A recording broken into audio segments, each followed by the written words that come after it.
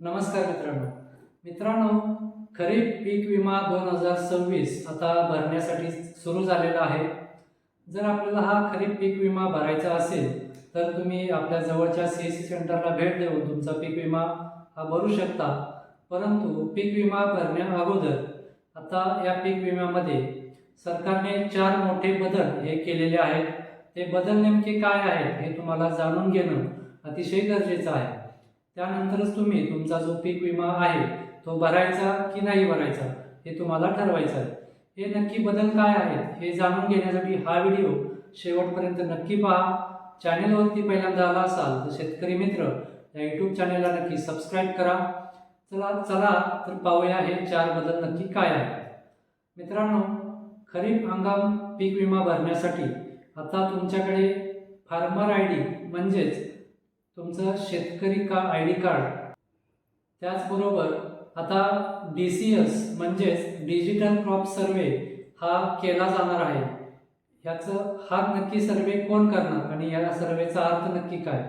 तर मित्रांनो, आतापर्यंत काय होत होतं की समजा तुमचं 4 एकर क्षेत्र आहे, तर त्या 4 एकर क्षेत्रामध्ये तुमचं 2 एकर सोयाबीन असेल आणि 2 एकर जर तुमचं उडीद असेल. आता त्याच्यामध्ये ज्या पिकाला जास्त संरक्षण अमाऊंट भेटत असेल, म्हणजे विमा ज्या पिकाला जास्त भेटत होता तेच पीक आपण पीक विमा भरताना हे बरेच शेतकरी लावत होते. म्हणजे आपलं 4 एकर क्षेत्र होतं, त्यातलं 2 एकर सोयाबीन होतं आणि 2 एकर उडीद होतं.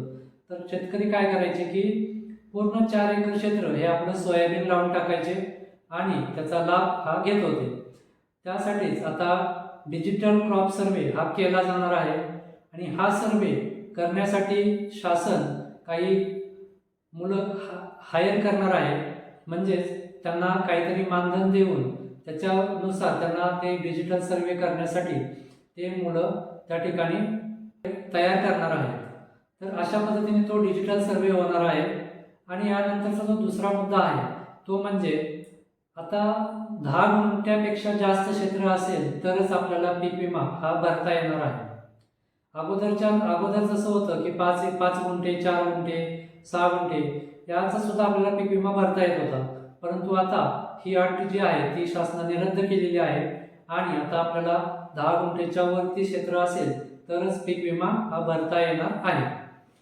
त्याच्यानंतर जर आपण सरकारी जमीन असेल, देवस्थानची जमीन असेल किंवा येणे केलेली जमीन असेल, या जमिनीवरती जर पीक विमा भरताना शेतकरी आढळून आला, जर सापडला, तर त्या शेतकऱ्यावरती शासनाकडून 5 वर्षासाठी सर्व शासकीय योजनांचा त्या शेतकऱ्याला लाभ हा मिळणार नाही.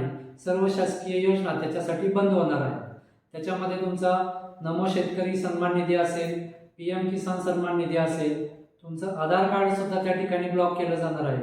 म्हणजे अशा पद्धतीने तुमचं जे काही शासकीय योजना आहेत, जे काही शासकीय डॉक्युमेंट आहेत ते सर्व त्या ठिकाणी तुमचं 5 वर्षासाठी बंद केलं जाणार आहे. तुमचा फार्मर ID सुद्धा त्या ठिकाणी हा ब्लॉक केला जाणार आहे 5 वर्षासाठी. त्यामुळे या सर्व अटींचा विचार करून मगच तुम्ही ह्या जो खरीप पीक विमा आहे त्यासाठी अर्ज करायचा की नाही करायचा ते तुम्हाला ठरवायचं आहे. या खरीप हंगामामध्ये आता आपण 14 पिकांसाठी अर्ज हा करू शकणार आहोत. तर त्याच्यामध्ये नक्की कोणकोणती पिकं आहेत? तर खरीप हंगामात आता आपल्याकडे तूर, मका, भुईमूग, तीळ, कारळ, सोयाबीन, ज्वारी, बाजरी, भात, कापूस, कांदा, मूग, उडीद हे 14 प्रमुख पिकं आहेत. याचा आपल्याला या हंगामामध्ये पीक विमा हा भरता येणार आहे.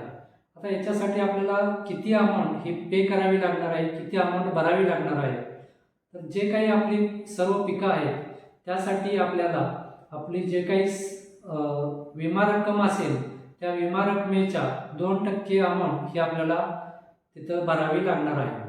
आणि जे आपली नगदी पिकं आहेत, कापूस आणि कांदा हे जी पिकं आहेत त्यासाठी आपल्याला संरक्षण रकमेच्या 5% एवढी अमाऊंट त्या ठिकाणी भरावी लागणार आहे. जर समजा तुमचा 1 लाखाचा विमा असेल तर तुम्हाला 2% म्हणजे 2000 रुपये एवढी अमाऊंट त्या ठिकाणी भरावी लागणार आहे. आणि जर तुमची नगदी पिकं असतील तर तुम्हाला 1 लाखाला 5000 रुपये एवढी अमाऊंट त्या ठिकाणी भरावी लागणार आहे.